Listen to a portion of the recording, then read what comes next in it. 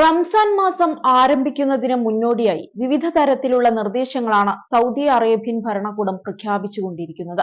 അത്തരത്തിൽ പ്രധാനപ്പെട്ട ഒരു പ്രഖ്യാപനമാണ് കിരീടാവകാശിയും രാജകുമാരനുമായ മുഹമ്മദ് ബിൻ സൽമാൻ കഴിഞ്ഞ ദിവസം പുറപ്പെടുവിച്ചത്.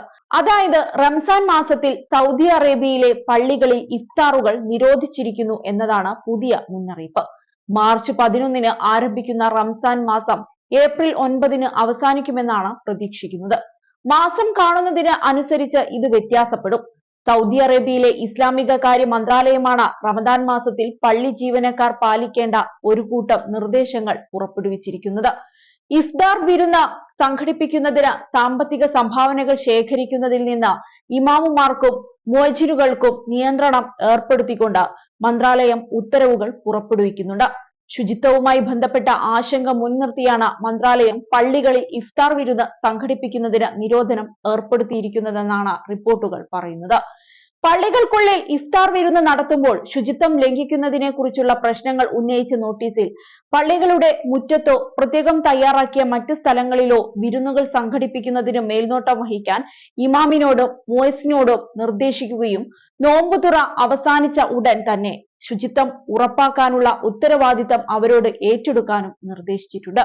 ശുചിത്വത്തെക്കുറിച്ചുള്ള ആശങ്കകൾ കാരണം ഇഫ്താർ പരിപാടികൾ പള്ളികൾക്കുള്ളിൽ നടത്തരുത്.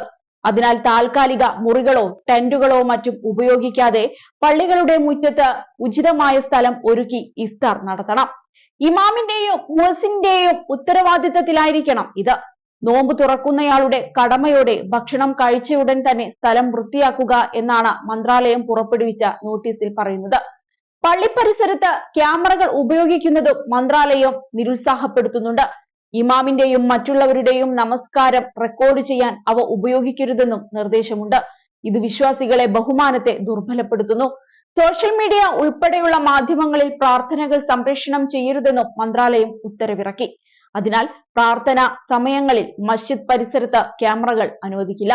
കൂടാതെ സന്ദർശകരോട് ചിത്രീകരണം ഒഴിവാക്കാനും ഉത്തരവിട്ടിട്ടുണ്ട്.